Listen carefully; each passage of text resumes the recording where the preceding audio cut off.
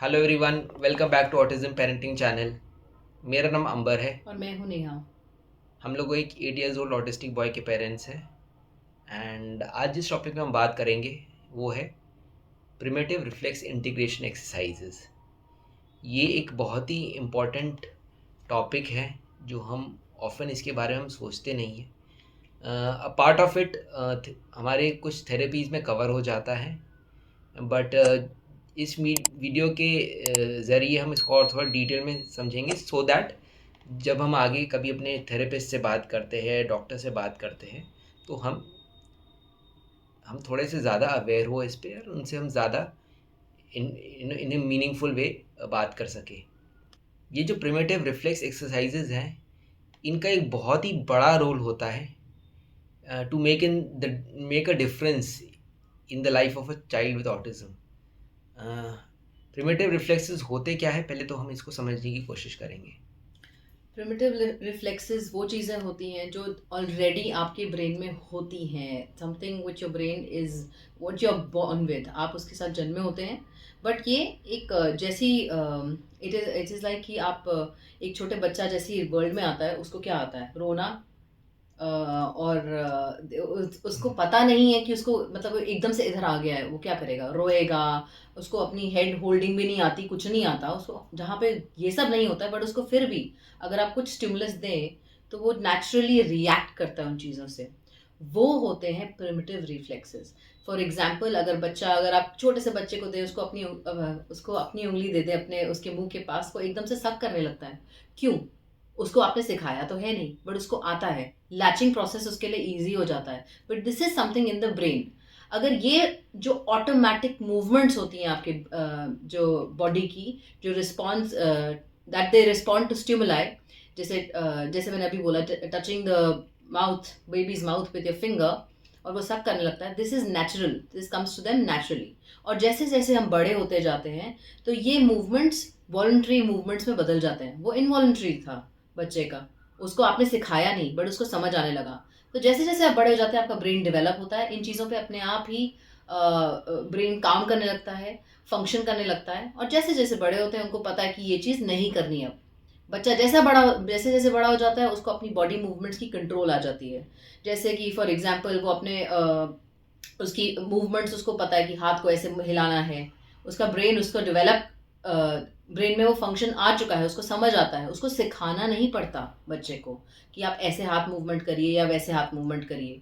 तो अगर ये डेवलपिंग चीज़ें, जो उनके ब्रेन में जो चीज़ें डेवलप होनी चाहिए ऑटोमेटिकली, नहीं हो रही हैं, then it's a problem in movement. उनकी मूवमेंट में प्रॉब्लम आती है, उनकी कोऑर्डिनेशन में प्रॉब्लम आती है, और उनकी लर्निंग इश्यूज हो जाती हैं लाइफ में। नाउ हम जब लर्निंग इश्यूज की बात करते हैं, तो जैसे हमें पता है कि ऑटिस्टिक जो बच्चे ऑटिज्म स्पेक्ट्रम पे होते हैं, उनको प्रॉब्लम आती है, अटेंशन में प्रॉब्लम आती है, उनको हैंड आई कोऑर्डिनेशन में ट्रबल आती है। It is all because of these primitive movements which don't get integrated. Which. So ये ऑटिज्म पॉइंट ऑफ व्यू से क्यों इम्पोर्टेंट है? अब जो किड्स है विद ऑटिज्म, वो ऑफन स्ट्रगल करते हैं। प्रिमिटिव रिफ्लेक्स इनकी जो इंटीग्रेशन होता है वो थोड़ा कभी लैग करता है। And primitive reflex integration exercises जो होती हैं, वो हेल्प कर सकता है उनकी ब्रेन एंड बॉडी को to work together in a more smoother way. ठीक है।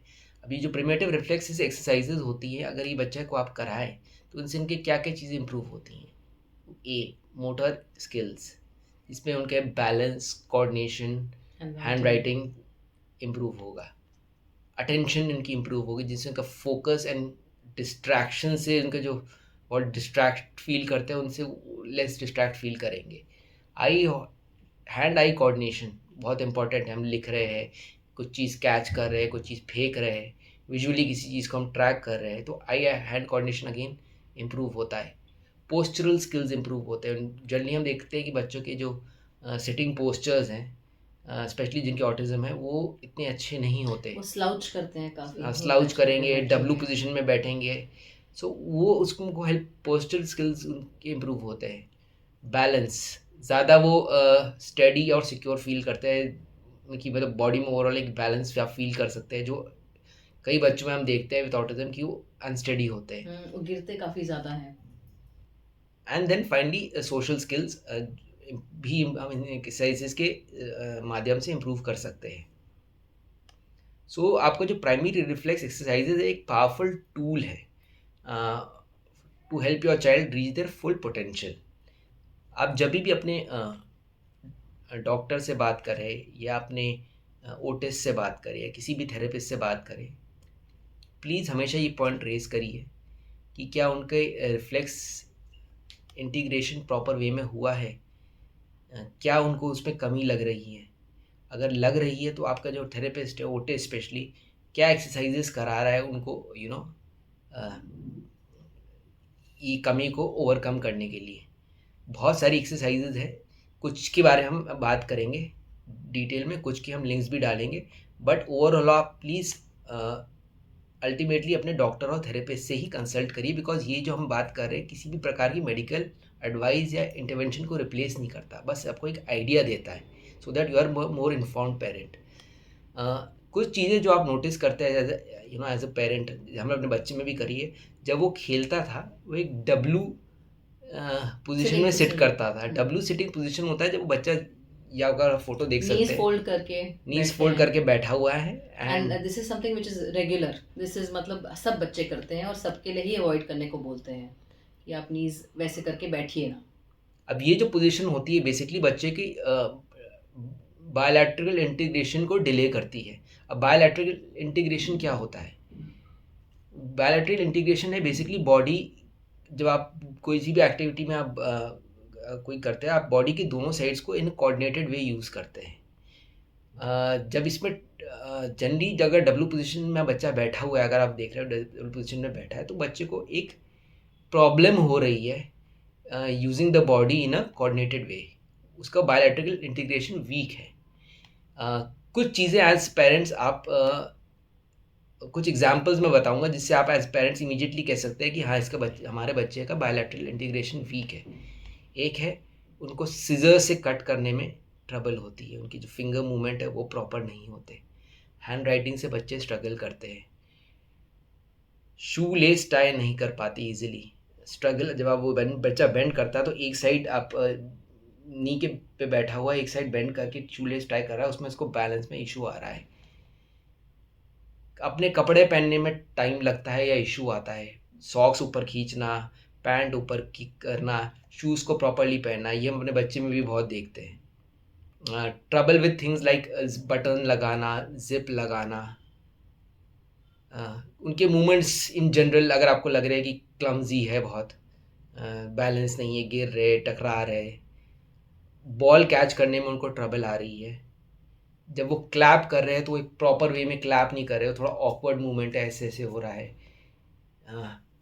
साइकिल बच्चा अगर चला रहा है, ट्राई साइकिल या अपनी बड़ी साइकिल भी, तो उसमें उसको पेडल चलाने में प्रॉब्लम आ रही है, कोई पेडल पे पहले मार रहा है फिर दूसरे पे ये मार रहा है। तो अगर आप ये एग्जाम्पल्स अपने घर में बच्चे पे देख रहे हैं, इस तरह के एग्जाम्पल्स, तो प्लीज़ इमीडिएटली अपने डॉक्टर से, ओटिस्ट से बात करिए, क्योंकि आपके बच्चे में बायलैटरल इंटीग्रेशन के इश्यूज है।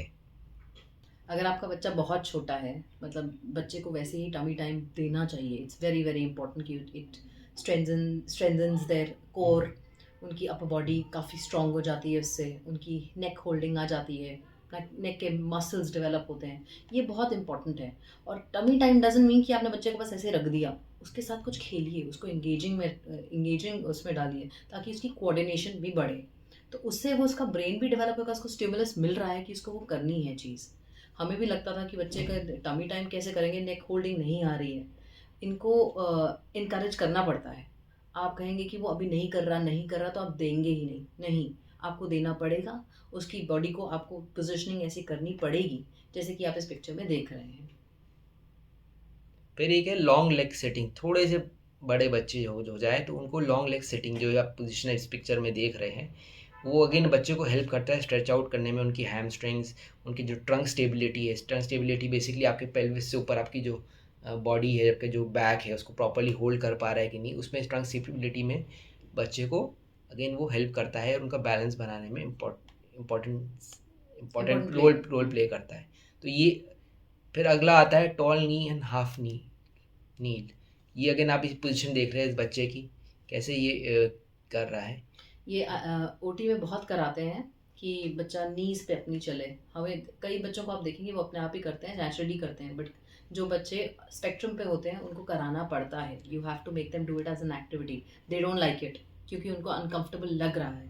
बट अगर आप ये 2 चीज़ें कराएं, बच्चे अपने आप करने लगे थोड़ी टाइम के बाद, that means that developmental mile has been covered और उसमें आपको प्रॉब्लम नहीं आएगी।